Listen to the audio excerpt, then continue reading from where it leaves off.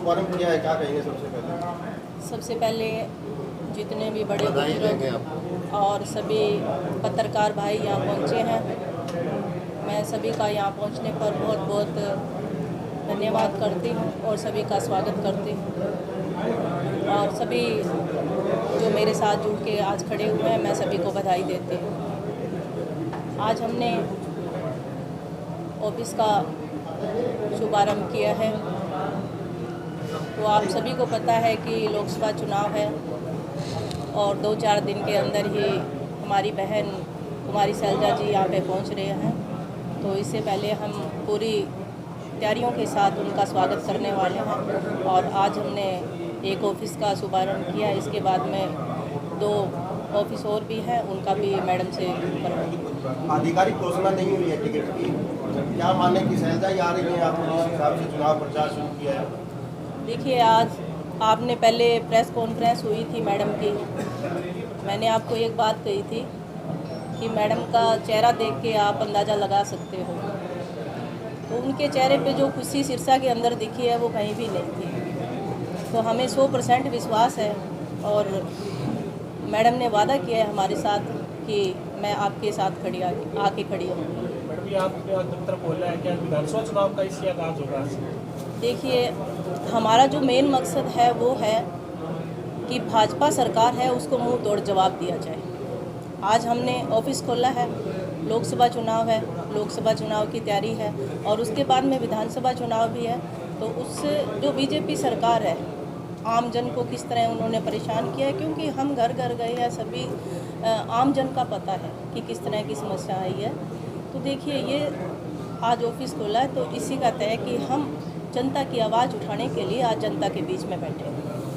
Ma'am, Ashok Tanwar लगभग 1 महीने से लगातार ताबड़तोड़ चुनाव प्रचार कर रहे हैं, कांग्रेस ने अभी टिकट अनाउंस नहीं किया है, इस चीज़ का नुकसान हो रहा है आपको? देखिए, ऐसा क्योंकि जनता सब जान चुकी है और कोई इस चीज़ का नुकसान नहीं होगा, हमें फ़ायदा होने वाला है। जिस हिसाब से बीजेपी का विरोध हो रहा है, मैं किसी का नाम ना लेते हुए यही कहूँगी कि बीजेपी का विरोध है, कैंडिडेट चाहे कोई उतारे, हर जगह विरोध हो रहा है। एक सिरसा की बात क्यों करते हो, हर जगह विरोध हो रहा है। और आगे देखना, जिस दिन मैडम बहन कुमारी शैलजा जी हमारे बीच में पहुंचेंगे उस दिन के बाद में भी आप देखना। और तंवर जी की बात करते हो तो तंवर जी का तो ठिकाना वैसे ही नहीं है। मैं तो कहती हूँ कि अभी तो भाजपा की उम्मीदवार उतरे हैं, क्या पता बाद में कहाँ जाएंगे। भाजपा 400 पार का नारा दे रही है। मोदी की गारंटी 400 पार और मोदी के चेहरे पे चुनाव लड़ा जा रहा है, आप चुनाव की कैसे? देखिए, 400 पार का नारा दे रहे हैं, कहीं जो चीज़ों के रेट है वो 400 पार ना हो जाए, क्योंकि इन्होंने 75 पार का नारा पहले भी दिया था।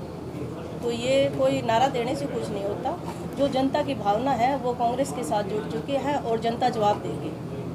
और जो अपने हक की बात आई है तो जनता जवाब मांगेगी। कहीं भी जाएंगे, कोई भी नेता बीजेपी के, वो जनता जवाब मांगेगी। जनता के बीच में उतरने की इनकी हिम्मत नहीं है। आपने देखा होगा 10 साल का जो इनका कार्यकाल रहा, इन्होंने तो पहले कहा था कि 15-15 लाख खाते में आएंगे, हाँ किसी के नहीं आई।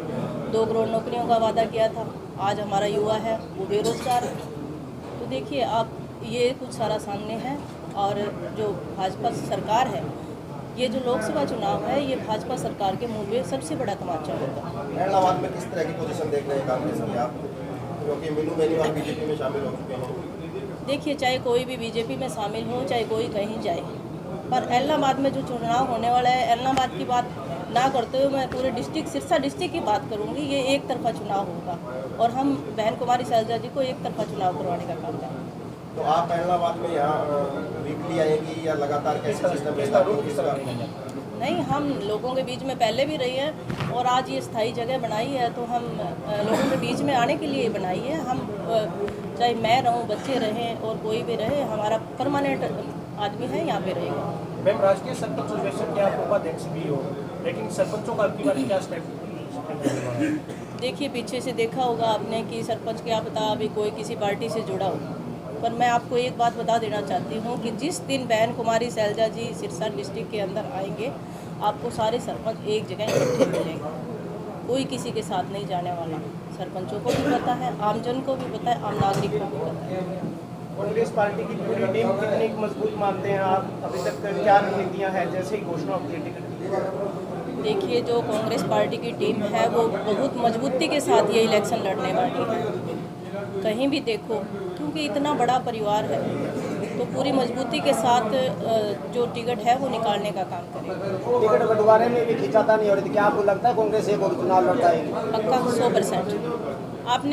आपको किसने कहा कांग्रेस 2 है?